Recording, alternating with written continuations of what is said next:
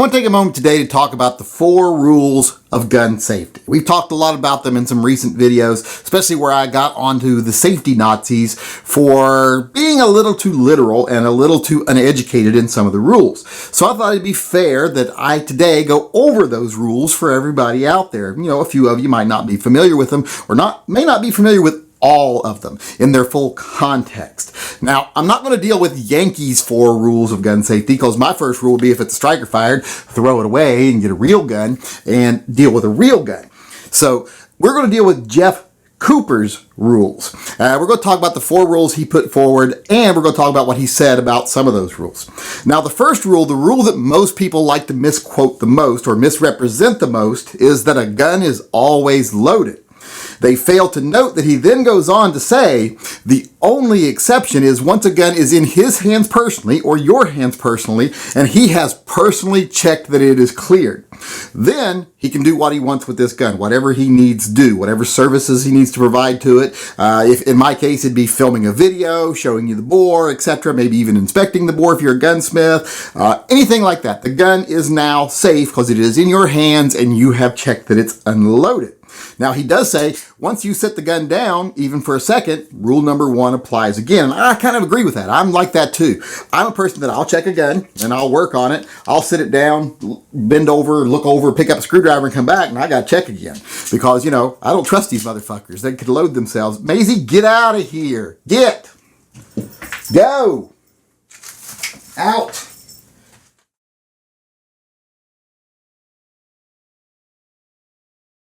Like I said, don't trust them. I'm always afraid they could reload themselves. I also don't trust cats, which is why I just had to lock that door right there. But that's the number 1 rule. Always assume a gun is loaded and treat it as if it's loaded until it's in your hands and you have verified otherwise. Don't take anyone else's word for it. Don't watch them do a check even. Once it's in your hands, you check. Once you've checked, you can do what you have to do with the gun, but still treat the gun with respect. That's one big thing. Even though the gun is unloaded, I still will hold it with like a 3-finger grip, etc. I'm not going to put my finger on this trigger even though I know this gun is unloaded. Unless I'm dry firing or something like that.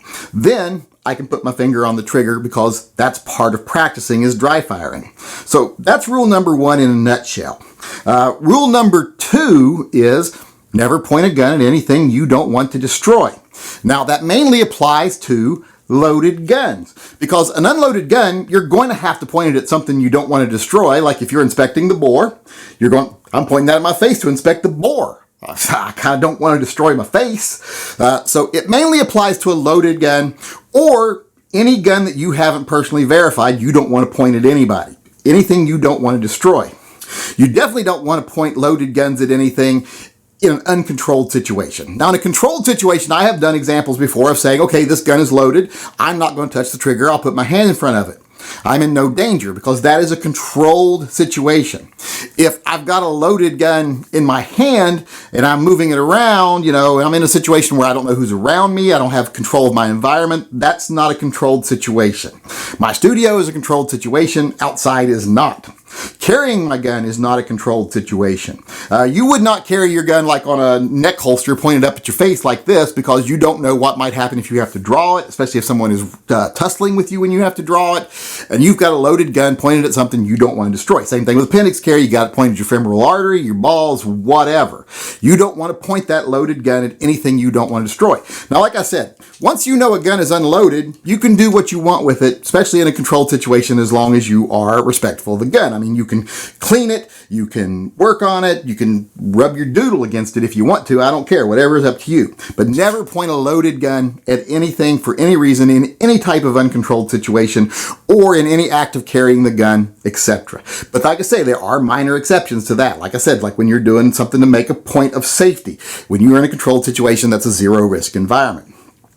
But we don't spend our lives in zero risk environments very often. So don't point the gun at your balls. Don't point the gun at your face. Don't point the gun at anybody else if it's loaded or you haven't verified that it's unloaded. If you go into a gun shop, etc., yeah, you're going to get flagged. A gun show, you're going to get flagged. It's almost impossible. That's why those guns have been verified to be unloaded. And you kind of have to trust the people that are selling the guns that those guns are still unloaded. It's just a reality of the world. You can't control every situation.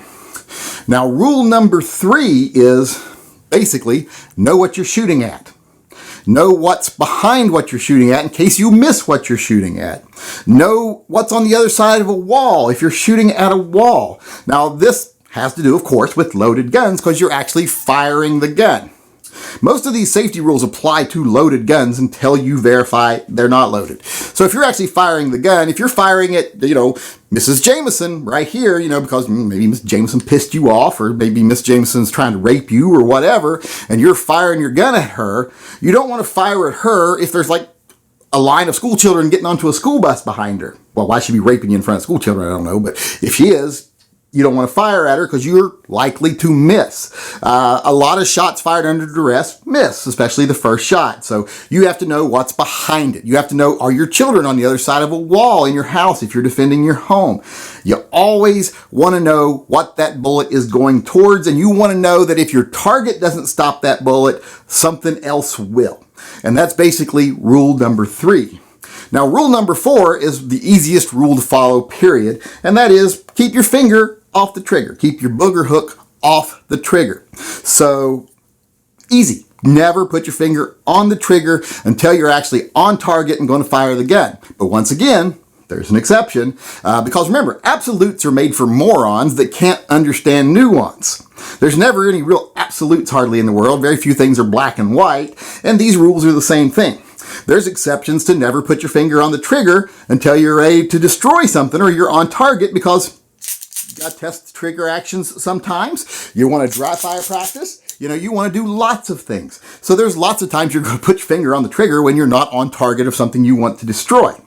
But once again, that's a situation where rule number 1 applies. That gun is loaded and you don't want to do that at all until you have personally verified that it is unloaded, and then you go about your business in a controlled environment.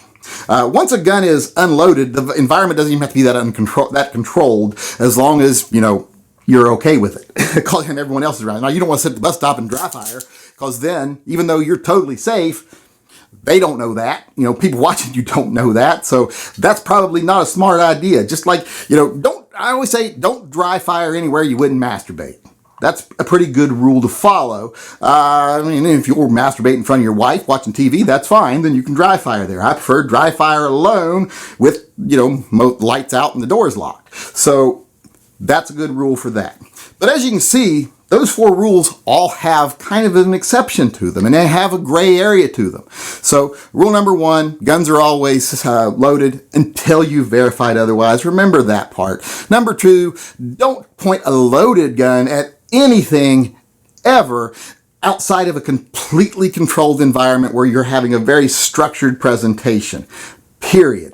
Number 3, just know what you're shooting at. That's a pretty simple thing. Just don't be willy-nilly about whether you'll shoot your gun, and I don't think any of us will have any problem. I don't think that's a big problem for most people. I don't think most people just randomly fire their guns in unknown directions, so I don't think rule number 3 is that hard to follow. And rule number 4, just keep your finger off the trigger of a loaded gun, and if you have to put your finger on the trigger to dry fire something, like I said, go back to rule number 1 and just make sure it's unloaded. And if you follow these 4 rules, you probably won't have a negligent discharge. Now, I always say there's 2 types of people in the world who spend their life with guns: the people that have had a negligent discharge and those that will have one. So I've had one before, so I can't say I've shot myself in the foot.